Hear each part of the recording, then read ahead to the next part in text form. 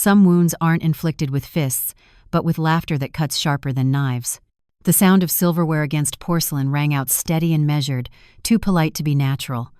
Around the polished mahogany table, conversation floated like mist, thin and practiced. I sat near the far end, a place that had become mine over the years not by choice, but by the unspoken choreography of who belonged at the center and who didn't. The air smelled faintly of rosemary and roasted chicken, but even before the plate settled, I could sense where the evening was heading.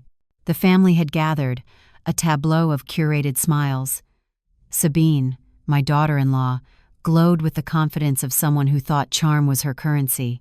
Her linen blouse gleamed beneath the chandelier, and her laughter carried a tone rehearsed to perfection.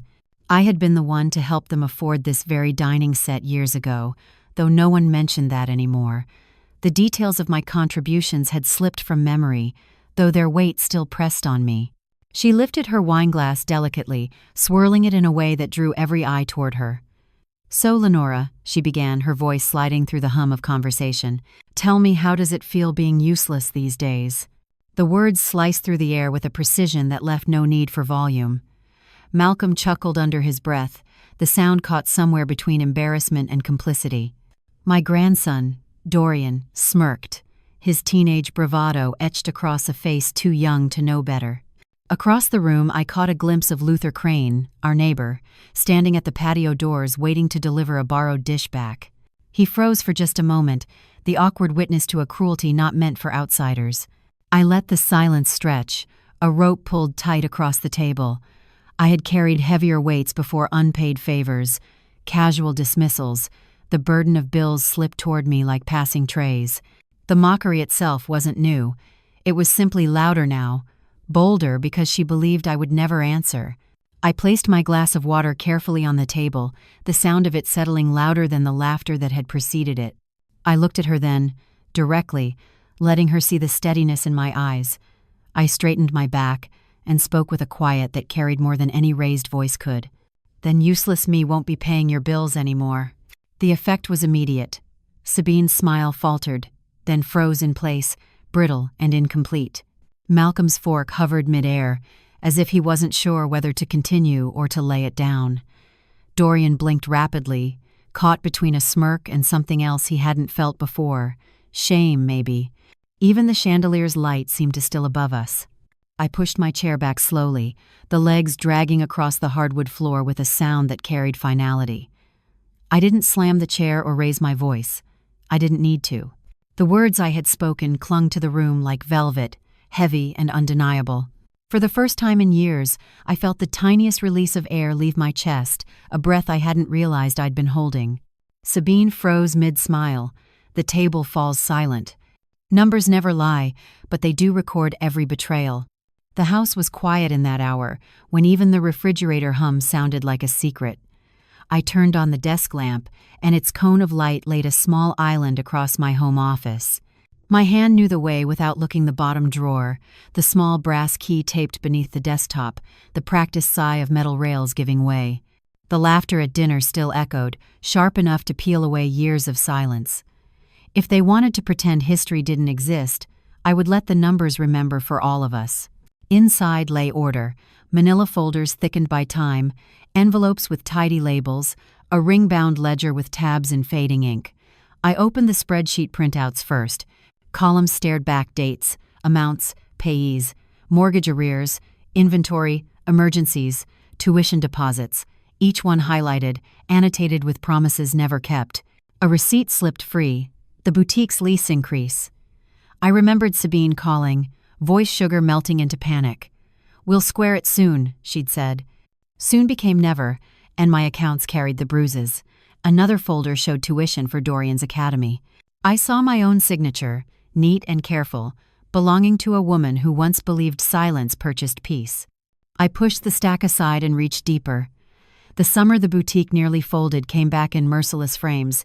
Sabine at a diner off the highway, sunglasses pushed up, pen trembling over papers. Malcolm silent, breathing like metronome. I had the notary stamp ready, the language precise. She signed where I told her to, too desperate to linger. My phone screen lit briefly with Claudine's name in memory. Her voice played back like counsel. Don't let them talk you out of facts, Lenora. Facts are what you hold when everyone else drops the truth. The reminder steadied me. At the back waited the old sewing tin with its faded chrysanthemum lid. Inside, a USB wrapped in tissue, photocopies, and 2 contracts clipped in rust-red metal. I lifted one, fingers pressing against the glossy notary seal. The paragraph I had drafted stared up at me still.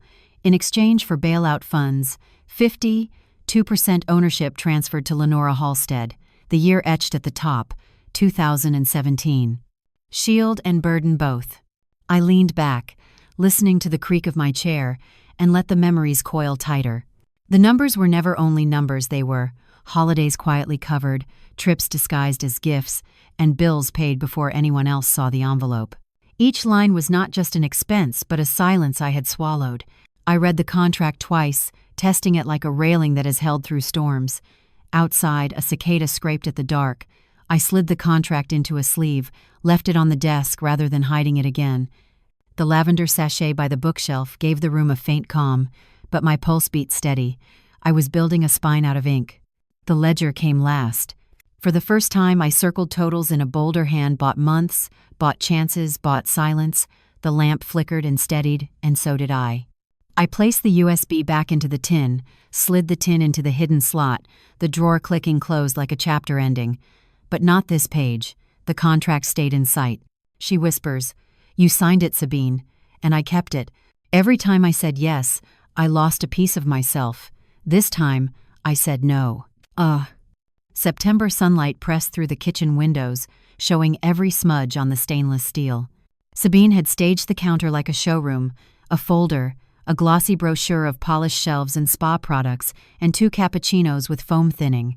She smiled as if generosity floated with the steam. Malcolm lingered near the fridge, one hand resting on the handle, avoiding both of us. "I wanted to catch you alone," Sabine began, her tone velvet. "The gilded fern is ready to expand." The space next door opened up. "If we move fast, we can double square footage, add wellness products. It's our moment." She tapped the brochure, then nudged the folder forward. The number stared back at me in gold ink. 70,000. She sweetened the offer with words I had heard too many times. Legacy, family investment, growth. Family investment had been mortgage arrears wired in the night, tuition deposits slipped in silence, emergency transfers explained as love. My ledger told another story, years of quiet rescues logged in ink. "The bank only needs a co-signer," she said. "Formality, yes. You understand these things better than anyone." Her smile stretched, practiced for clerks, assuming yes was inevitable. Behind her, Malcolm cleared his throat but said nothing. His silence pressed heavier than any argument. I touched the brochure, anchoring myself to the cool granite, and thought of numbers that never forgot. "We're close, Lenora," Sabine urged. "Customers are asking. This is how we secure our future." I folded the folder shut with 2 fingers. "I spend my days as I want, and I won't co-sign." The words landed like glass cracking. Sabine blinked. Once. Twice. "I'm sorry, what?" "You heard me." Her smile dissolved. "You're not exactly stretched. What do you even do all day?" The question shot across the counter, sharp and bright. I thought of my garden, the brushes drying by the window, the widow I'd guided through her first online payment, mornings when the kettle sang without anyone demanding my account number. I thought of the ledger that remembered every sacrifice, even when they did not. "I do what I choose," I said, "and I'm done choosing to be your cushion." "This is family," she snapped. "Family is not a bank. Family is not blank signature." Her eyes iced over. "It's an investment. The store is ours." "Oh, ours?"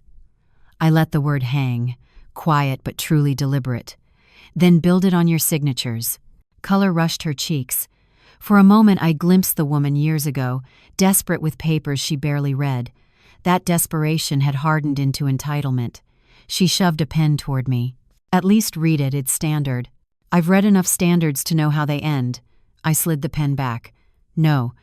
The air thickened. Malcolm shifted, his hand leaving the fridge, dropping to his side. "Sabine," he murmured. Not quite plea, not quite warning. She leaned closer, perfume sharp with citrus. "What do you even do all day?" she repeated, fury cracking her tone. I didn't answer. The silence did more than words. I closed the folder and pushed it back to her side of the counter. Friday, she tried again, voice brittle. The bank closes at 4. I won't be there. The clock ticked too loud. Outside, a delivery truck rattled by, carrying someone else's inventory forward. Malcolm avoids eye contact. Silence suffocates the room. When mockery turns to demands, I turn to records. Early September light ribbed the blinds, laying pale slats across the oak desk. I'd left the drawer unlocked, the brass key in plain sight atop the ledger. When the doorbell chimed, I knew who it was. Claudine never arrived with drama, she arrived with certainty. I let her in, the evening air following us down the hallway. She took in the lamp glow, stacked folders, the battered sewing tin. You weren't joking, she said quietly. You sounded different on the phone. I am different, I said. Sit. She sat as I drew the folder to the center of the desk. Receipts fanned wires, tuition confirmations, supplier invoices stamped past due. I didn't need to narrate. The numbers spoke. I placed the USB next to the ledger, its small body light. Claudine's eyes tracked each page, her breath thinning. Lenora, she murmured, and then louder, almost in disbelief. This could change everything. It already has, I said, for me. I showed her the contract last. Time slowed the way it does when you open a document you dread and need. The notary's seal winked at the lamplight. I set my finger under the line that mattered and watched her read twice. 50, 2%, she said at last. You hold the store. I hold the truth, I said, though the words tasted new. For years I kept peace by paying for it. They mistook that for consent. She glanced up. They'll push back. Sabine isn't the type to yield. I know. The phrase felt steady, not brave, exactly more like accurate. I explained the dinner, the barbed joke, the brochure and pen shoved my way. I did not linger on Malcolm's silence. Silence had had enough airtime here. Claudine set the pages down in a careful stack. You need counsel, someone who can walk into court and make this sing. Oh. Names? I asked. She leaned back, considering. Beatrice Rowan. Retired trial shark, still very sharp. She won't let them spin this into sentiment. I slid the contract into a clear sleeve. I kept everything. Copies, emails, notes. I thought it was tidiness. It was self-defense. Her smile was brief and fierce. Order is a weapon they never see. We fell into the quiet only old friends share. The lavender sachet by the bookcase breathed its small calm into the room. From the street, tires thrum, a radio flickers and fades. The world was doing what it always did. The difference was that I had stopped pretending I was fine. Are you sure? She asked finally, not doubting me so much as inviting me to hear my answer. I am. I slid the drawer fully open, the rails giving their practice sigh. For years I was their cushion, now I'll be their reckoning. She nodded, a verdict. Then let's move before Sabine does. I'll text Beatrice tonight. Oh, thank you, I said, and meant it with the relief of finally setting down a box carried too far. I gathered the folder and the tin, and locked them away again, not to hide, but to keep them ready. The key went back to its old place beneath the desk that knew the weight of every delayed decision. We stood. The room felt larger. She squeezed my shoulder steady, friendly, and my hands finally still. Claudine left me with a look that said more than any pep talk could. When the door closed, a hush settled, no pressure, no performance at last. I sat, breathed, and let tomorrow take shape. Phone buzzes Sabine, demanding a meeting tomorrow. Desperation often wears a smile. Mid-September air pressed warm against the Aldridge living room windows, but inside, everything was arranged too neatly. Lemon water on a tray, macarons lined like soldiers, a folder placed just within my reach. Sabine's smile glimmered with that brittle sweetness she reserved for charity luncheons, soft on the outside, sharpened underneath. Malcolm hovered near the armchair as though posture alone could prove sincerity. Dorian slouched against the doorway, hood up, phone screen lit, his attention orbiting far from us. "Mom," Malcolm began, his voice cautious, like someone testing thin ice. "We appreciate you coming." Sabine folded her hands, head tilting in rehearsed grace. "We've had time to reflect," she said warmly. "Things escalated, more than they needed to." Her hand slid the folder forward, the motion casual but precise. We'd like to make this right. Sell your shares to us. Let's end the conflict. A clean break." Her tone carried the cadence of a favor. I let the silence do its work. The lemon slice bobbed in the glass, a bright coin refusing to sink. Dorian lifted his eyes for a fleeting second, then sank back into his screen, indifferent. Malcolm cleared his throat. "We'll wire the money by Friday. Not full market value, of course, not with the debt, but enough to close the book. No more lawyers, no more tension." The word tension clung to the air like humidity. I thought of the transfers I had made, quiet lifelines they never thanked me for. I thought of winters where boutique rent nearly collapsed them, how my deposits had patched the holes while their holiday card carried no note, only staged smiles. Sabine leaned closer, tone sugary. "We can even add a small goodwill bonus to thank you for your early support." The phrase early support pricked like a thorn. "Let me see the number," I said. She opened the folder, manicured nail resting by the figure. It sat there tidy, insulting like a tip left after a banquet. "Generous," she said smoothly. "Considering liabilities." Malcolm shifted, voice keyter. "It's fair." I read every clause, each line steady in my hands. Then, I closed the folder gently, as if putting a child to sleep. "You've rehearsed this," I said evenly. The smile, the tone, mercy dressed as business. Sabine's brows lifted. "It's practical." I turned to Malcolm. "Is this truly what you want?" He found a point on the carpet. "It would help," he whispered, words small as dropped coins. I saw the truth then, not confidence, but dread. Their macarons sat untouched. Sugar never disguises fear. Sabine's ankle crossed over the other with elegance turned weapon. Her smile stretched thin, waiting for my reflex to bend. I folded my hands. My heartbeat settled. "You want me invisible," I said calmly. "I won't vanish." The air shifted. Sabine's lips held their shape but drained of color. Malcolm sagged as if posture no longer mattered. Outside, a car rolled past, bass thudding with indifferent rhythm. Sabine was first to recover, voice airy but cracked at the edges. "Don't be dramatic. We're offering peace." "You're offering a discount on my dignity." "No." Her laugh rang brittle, the one she used when cornered at gala tables. "It's a simple decision." "So make it," I said, rising, "without me." Malcolm rose too, reflex more than choice. "Mom." I cut him off softly. "I didn't come here for a script. I came to hear your voices without rehearsal. I've heard enough." Dorian flicked his gaze toward me, unreadable, then vanished back into blue glow. That was an answer in itself. Sabine smoothed her blouse, mask falling away. The smile hardened into a blade. "Then we're done negotiating," she hissed. "We have other avenues." I nodded once, not as consent, but as recognition that the line had been crossed. My bag strap found my shoulder. The lemon slice tapped the glass again, a metronome for endings. I stepped toward the door, staging collapsing behind me like scenery at curtain fall. "Thank you for the water," I said, "because old habits die harder than illusions. Then we'll take it back another way." Threats rarely arrive with fists, they come wrapped in family smiles. Late September pressed its darkness against the Aldridge house, windows turning into mirrors. Lamps were low, their light uneasy. The text Malcolm sent earlier, "Can you come by to talk?" still lingered on my screen, a line that could mean apology or ambush. I came anyway. If there was going to be another performance, I wanted to hear it from their own mouths. Malcolm opened the door, smile cautious. The word mom cushioned like bubble wrap. Sabine waited in the living room. The table bore no macarons this time, only a folder and 2 coasters. Her smile looked ironed flat. "We don't want things uglier," she said. "We want peace." Dorian passed briefly, hoodie shadowing his face, then vanished down the hall.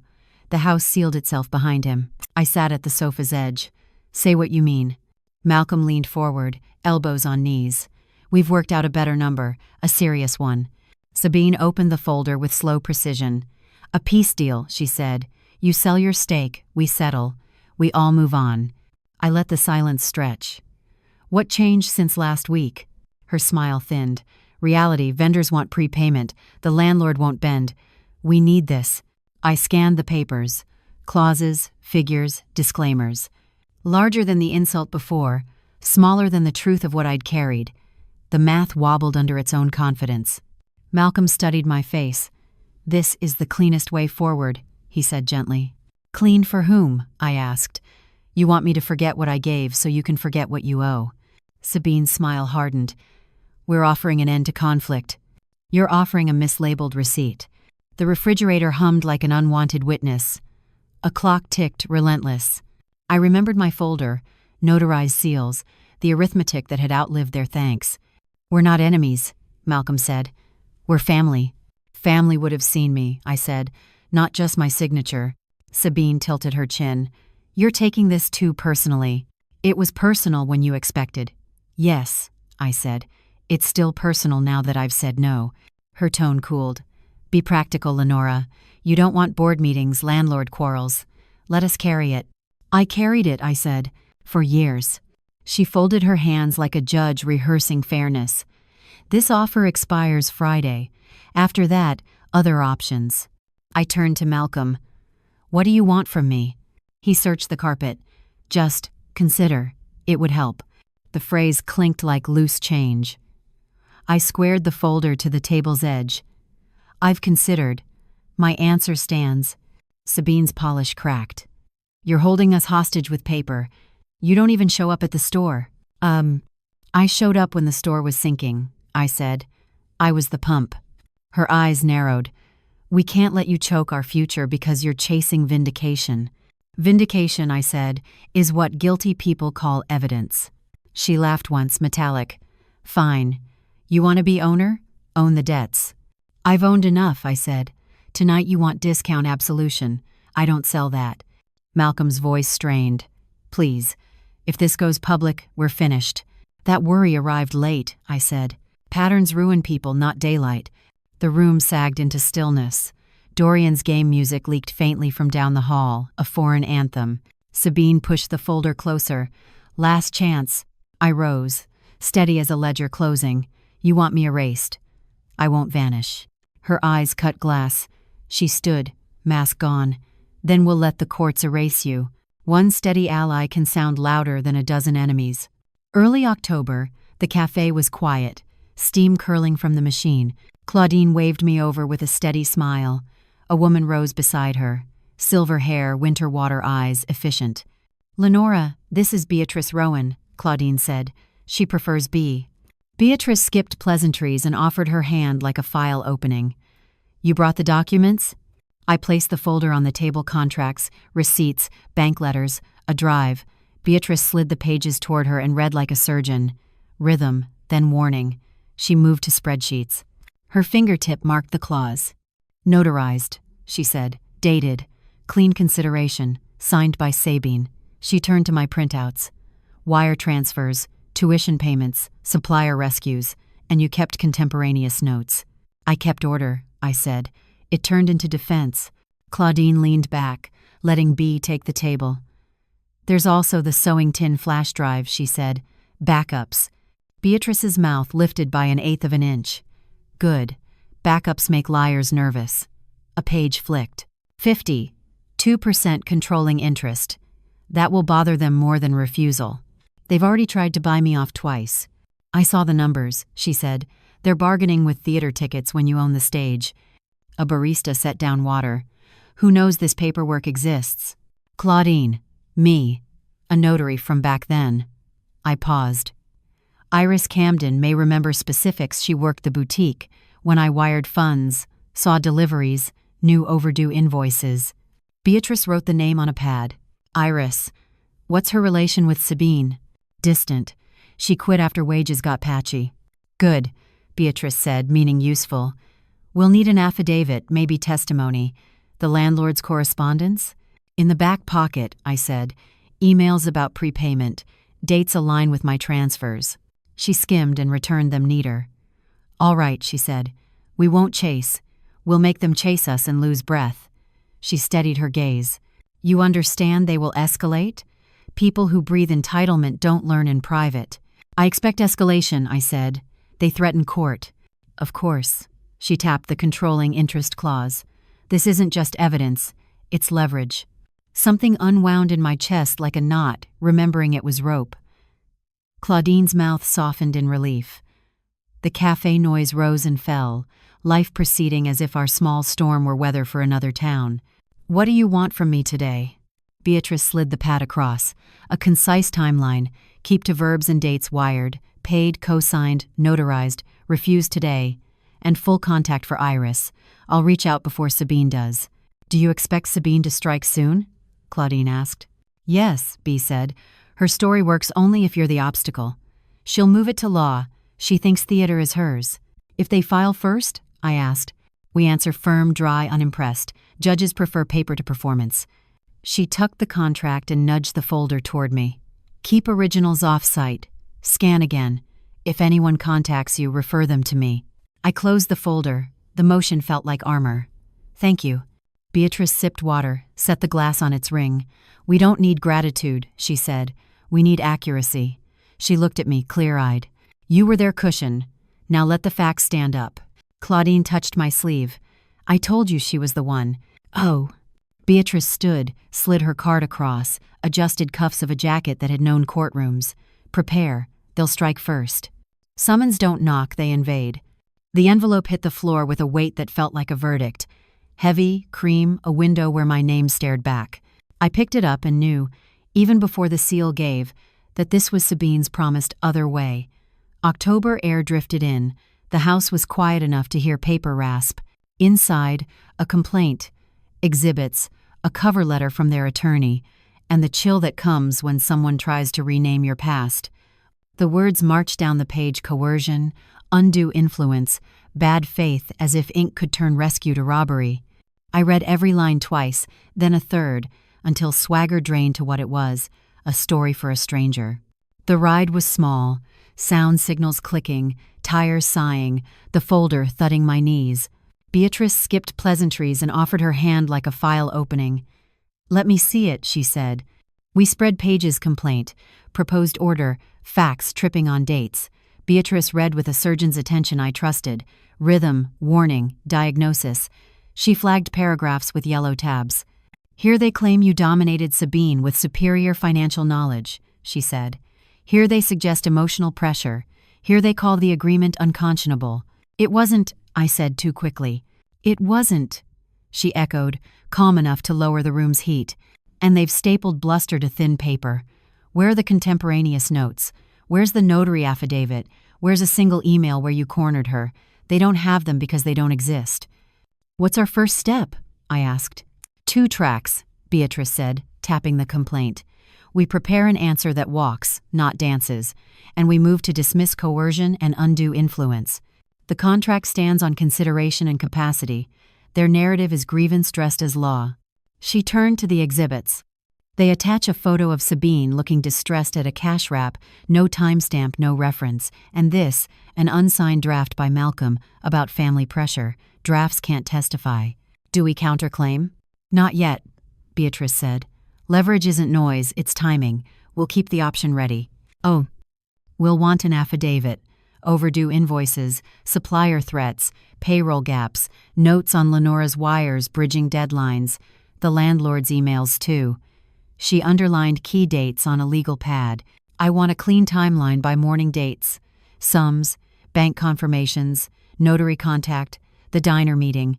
The diner returned metal napkin holder, overworked coffee like a photo from a drawer. "She signed because the store was sinking," I said. "I gave them air." "Oh. And now they're trying to bill you for oxygen," Beatrice said. The corner of her mouth lifted. "They've mistaken arrogance for strength. That's our opening." Strength returned in increments. A competent voice, a pen with courtroom miles, my folder steady as she marked it. "What happens next?" I asked. "We take the temperature down," Beatrice said. "No press, no speeches. Judges like order, so do I." She slid the complaint into a labeled sleeve. "Scan the originals tonight. Lock the physicals off-site. If Sabine calls, say only my lawyer's name." "I know," I said, surprised to mean it. The fear was still there, but it had boundaries now, like a storm on a map. Beatrice's eyes steady, the plan held. In the hall, my phone vibrated, insect urgent. I looked at the screen, the story snapped to its next page. "Court clerk calls to confirm hearing date." They thought the courtroom would silence me. Instead, it gave me the loudest voice I'd ever had. By November, the courthouse smelled of cold marble and paper, the kind of air that makes whispers brittle. The gallery filled clerks shuffling, heels ticking, a cough behind a sleeve. Sabine sat at counsel table in a pale jacket the color of surrender. Malcolm's hands were laced tight. I took my seat beside Beatrice, who arranged our exhibits like a chessboard: notarized contract, bank transfers, receipts, a clean timeline, the quiet architecture of truth. Judge Helena Voss entered with a gaze that flattened theater into homework. We rose, then Saturday Sabine's attorney stood and let confidence shake hands with the room. He painted me as a puppeteer with ledgers for strings, a woman of superior financial sophistication who preyed on a nervous young owner. He repeated undue influence, as if the phrase itself were proof, and offered family pressure, lopsided bargaining, and a contract no reasonable person would sign. He flourished a photo of Sabine looking strained behind a counter, untime-stamped, unanchored, a mood pretending to be a fact. Beatrice rose without rustle.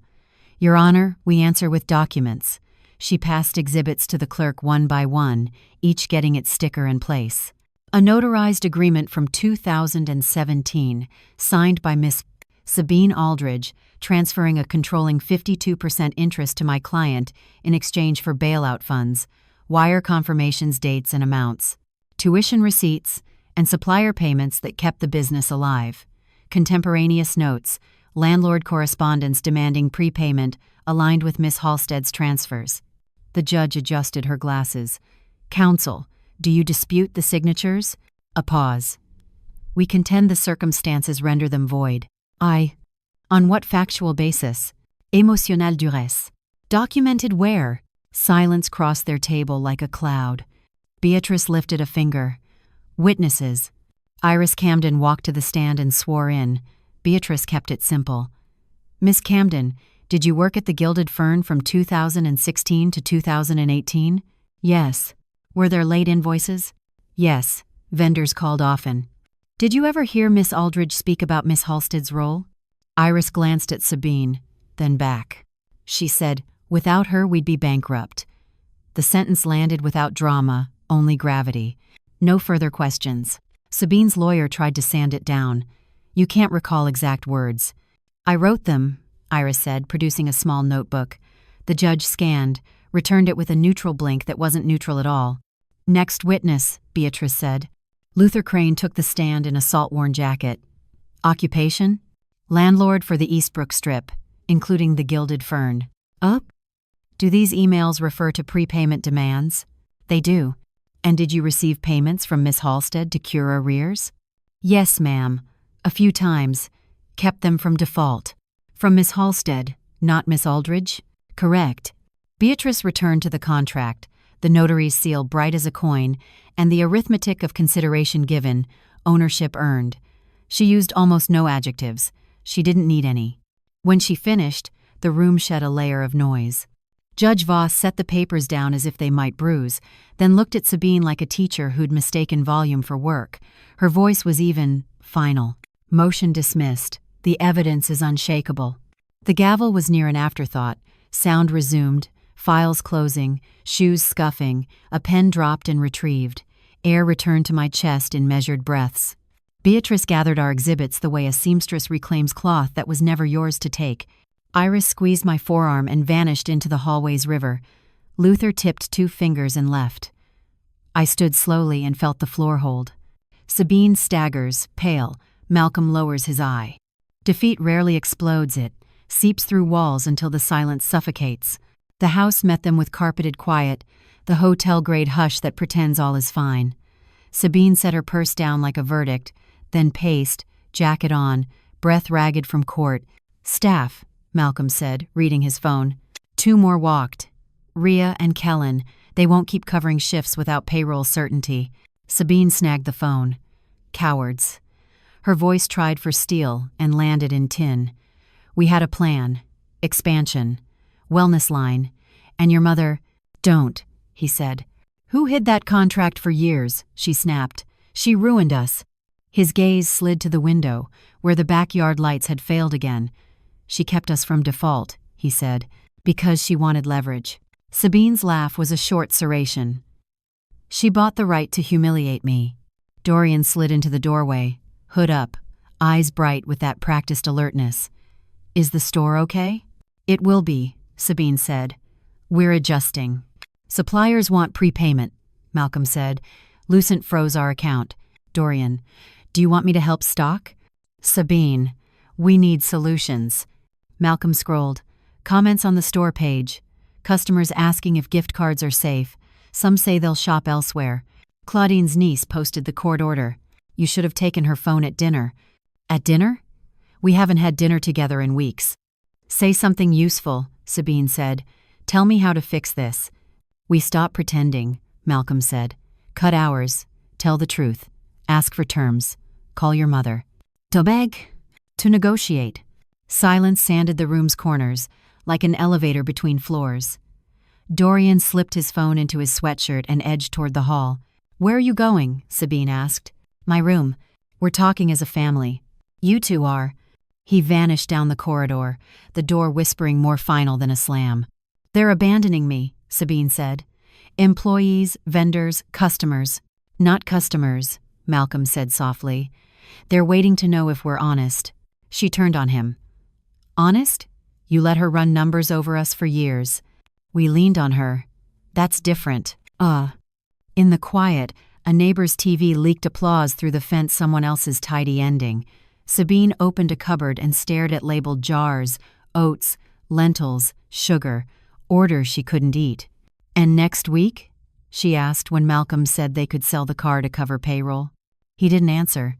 He didn't have next week, only Tuesday and calls already late. The porch light buzzed, then steadied. Sabine pulled her jacket tighter, as if fabric could be armor. She ruined us, she said again, smaller now, as if practice might make it true. He let the sentence pass, a weather system moving east. They couldn't afford the storm and couldn't avoid it. Tomorrow, we slash prices, she said. Clearance everything that moves. And the creditors? I'll handle them. How? However, I have to. People forget. I built that place from air. Air needs walls, Malcolm said, looking at the dim window. She turned away, gripping the chair until her knuckles chalked. The dishwasher washed nothing at all. Outside, traffic thinned, whispers did not. Boutique sign outside. Closing early today. A business built on borrowed ground always collapses when the debt comes due. Early December bleached the strip. The Gilded Ferns window showed my reflection over drooping garland. Inside, the music was low enough to hear hangers scrape. Shelves showed gaps where holiday sets should shine. A diffuser looped thin lavender that couldn't mask cardboard. Two teens hovered, then drifted when the price gun clicked uselessly. At the window, tape ghosts marked last season's posters. Iris's tote sagged with rolled schedules and a stapler, the last tool she'd carry out. Sabine stood behind the counter aligning invoices that wouldn't square. Malcolm hovered by the register, pretending not to read a ping. Near the diffusers, two shoppers whispered lawsuit, judge, lost, and the syllables moved shelf to shelf. I can reorder, Sabine said to Malcolm and to herself. Holiday traffic will cover outstandings. She brushed the sample tray. Too empty, too sticky, none persuasive. The back door creaked. Iris stepped out with a worn tote and the calm of someone done drowning. She laid a folded paper on the counter. My notice, she said. 2 weeks. I can give you one. After that, the hours won't matter. You can't do this now, Sabine said without looking up.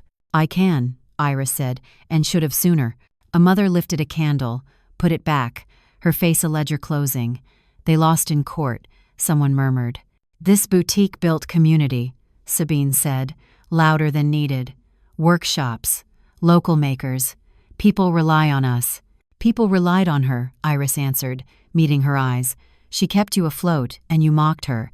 The sentence hung like frost. Malcolm set his phone face down as if the message could leak. We had a plan, Sabine said. Expansion, wellness line. Dreams aren't inventory, Iris said. Bills are. A customer slid a return unopened serum. Receipt creased. Do you still honor these? Yes, Sabine said, and the word cost. The printer spat a slip. The drawer chimed, thin as a cough. Malcolm came from the stockroom with 1 box. Should have been 6. Lucent wants prepay, he said, or nothing. Nothing until the weekend, Sabine said. You said that last weekend, Iris replied. Vendors talk. I stood aside and let the hour write. Beneath the counter, Iris laid a ring of keys and a labeled envelope. Drawer B duplicates, she said. I'm leaving them before the locks change. Why are you still here? Sabine asked. If you're done, be done. I'm here to say what needed saying while there's still a counter to say it over. Sabine stared at the keys. A green light blinked on the shop printer, patient. She squared her shoulders and walked to it, a charge and a flinch combined. The community will show up, she said, jabbing print. The page rasped out. 2 customers looked over. The letters bit the white. Sale. Everything must go. She tore the page and slammed it flat, as if force could turn everything into not quite. We'll tape it in the window, Malcolm said, holding the sign like a plate. Do it, Sabine answered, already tapping a draft. We value our relationship stalling where numbers should go. Iris untied her apron, folded it neat, and slid it under the counter. She looked at me. You were right to lock the drawer, she said softly. Some debts don't get paid. Some are better recorded than forgiven, I said, and she nodded. Afternoon turned the glass into a darker mirror. Malcolm found tape, aligned the sign so the type stayed straight, and opened the door. Winter leaned in.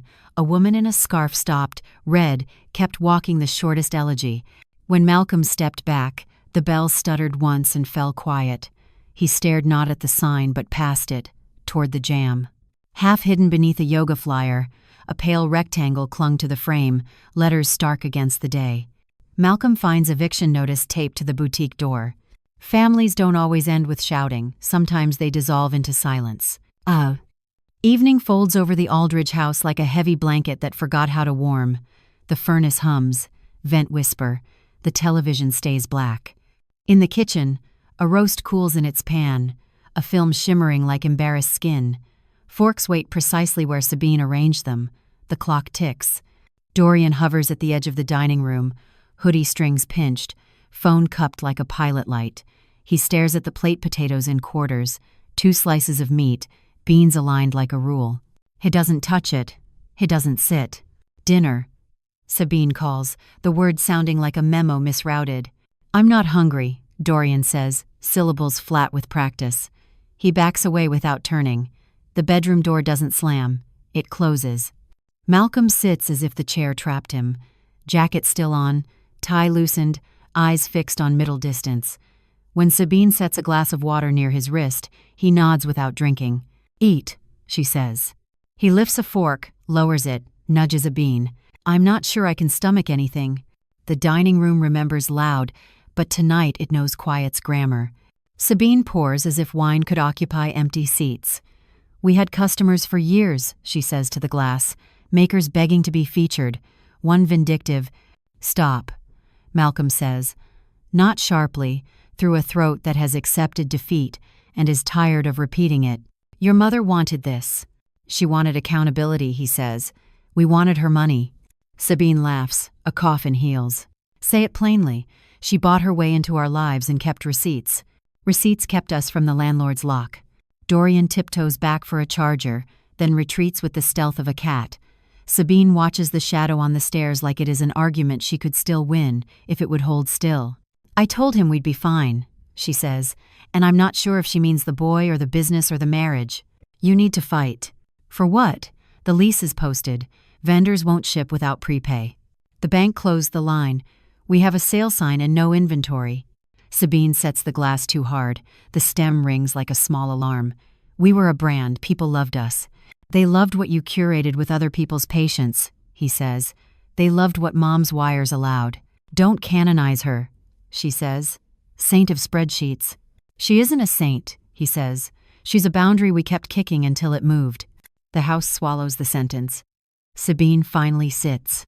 She takes a knife and trims nothing from nothing, the blade making ceremonial contact with air. Upstairs, Dorian's music bleeds through the ceiling, faint bass like a heart remembering rhythm.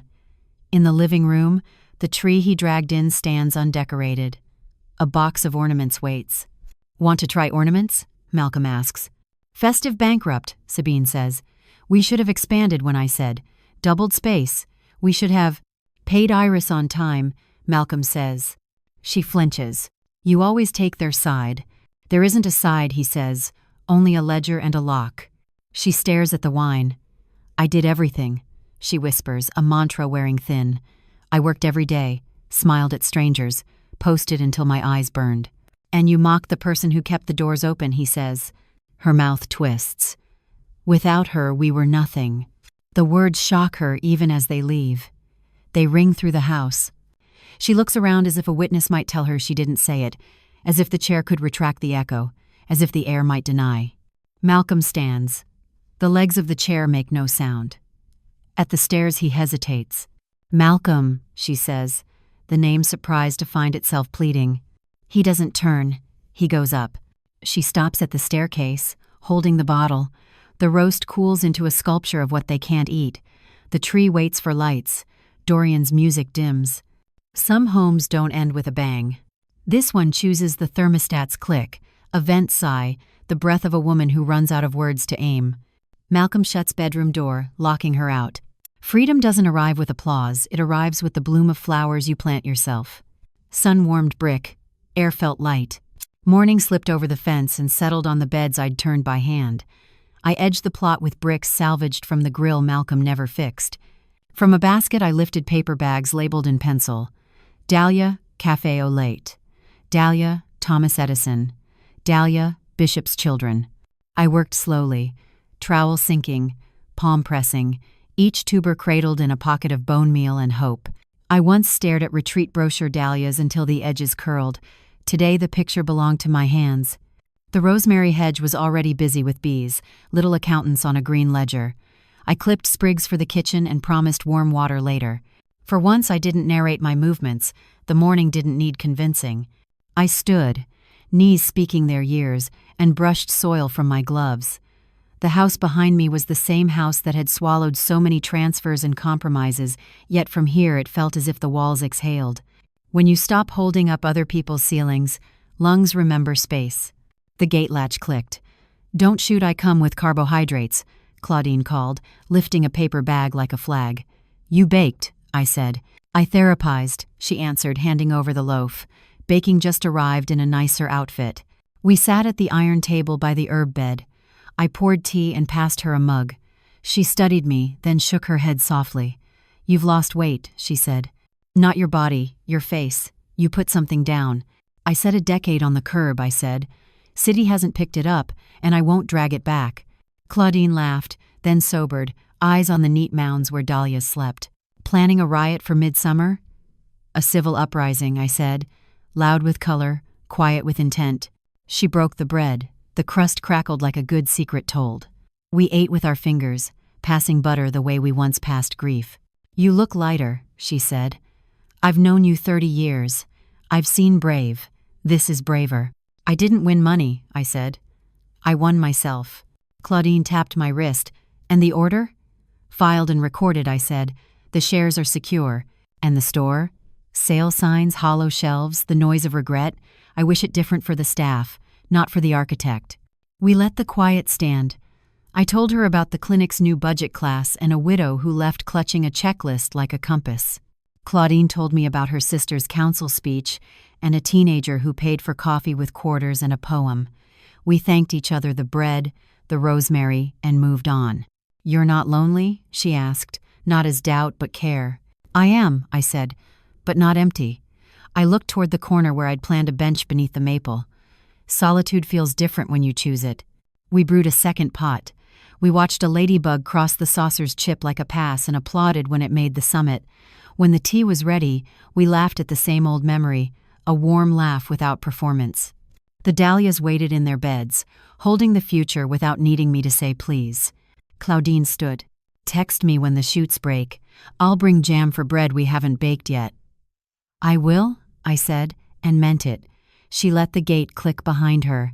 I rinsed cups, set the loaf to cool, and pressed rosemary into the crust with my thumb, leaving a green signature. My phone buzzed on the windowsill. The screen lit the glass, a familiar name pinning the moment like a thumbtack. I breathed once, then again, and opened it. Mom, we miss you. Some apologies come too late, and some never come at all. Oh, The winter light poured across my living room, soft and golden, touching the rug and picture frames as though testing their patience.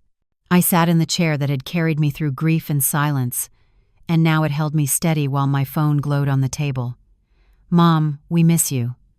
The words pulsed like a wound I wasn't willing to reopen. I read them once for grammar, once for tone, once for the hand that never truly wrote them. Malcolm, my son, the man who sat silent while Sabine's voice sliced me to pieces over dinner. He had chuckled then, complicit in her cruelty, letting silence finish what her words began. Even now my fingers trembled, reaching for a habit I thought I'd buried, typing reassurance, smoothing cracks that weren't mine to repair. The message burned like a candle stub. Faint, stubborn, not enough to warm the room. "We miss you," it said. We, as if Sabine's contempt and Dorian's smirk had suddenly merged into longing. We, as if absence alone were apology. Respect was nowhere in those 7 characters. The phone's glow blurred against memory. I saw him again in the kitchen doorway, towel in hand, while Sabine demanded $70,000 as though my life were an open account. My refusal was a full sentence, his silence an ellipsis. He dried the faucet as though it mattered more than the dignity being stripped from me. The house around me hummed with familiar stillness. I rose, walked to the window, and let the maple's branches frame the sky. Winter stripped it bare, but its shape was honest. My reflection in the glass carried both the years I had given and the boundary I was building. Missing me is not the same as respecting me. Respect stands at the table and says no when cruelty plays host. Respect remembers who carried the mortgage, who signed when banks would not. I turned back, sat, and let the phone rest on my knee. My thumb hovered, then scrolled through the old thread. Deposits, tuition transfers, birthday logistics, decades of obligation dressed as love. A photo of Dorian's project sandwiched between 2 urgent wire requests, the pattern so plain it almost laughed at me. I whispered my realization aloud, letting the walls hold it. Missing me is not the same as respecting me. Saying it once freed my lungs. Saying it twice made the air lighter. The options on the screen bloomed in gray boxes. Copy. Delete. I pressed delete. The message vanished like a shadow after sunset. No bang, no collapse, just the absence of weight I should never have carried. I carried my mug from the counter, filled it with hot water, let the steam kiss the rosemary sprigs.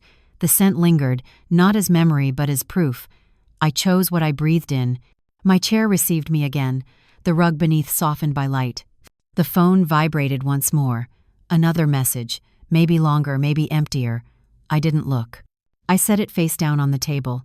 The screen dark, the silence my own. Applause fades, but dignity lingers, and for the first time, it was mine alone to carry. The first light of late December broke gently over my garden. Frost retreated from the brick path, leaving beads of silver dew that caught and scattered the dawn. I carried my watering can down the row of dahlias, their green shoots fragile yet certain, like punctuation marks placed in a sentence I was finally allowed to write myself. Steam lifted from my tea on the porch rail. I had watered many things that never bloomed for me, mortgages, tuition, boutiques, not my own. Now each drop that sank into soil stayed here, feeding roots with no ledger attached. Judge Voss's words from November still traveled with me. The evidence is unshakable. In court they were steel. In the garden they became kindness. No gavel echoed here, yet its finality lingered. Truth did not need applause. It needed recognition, and I had received mine.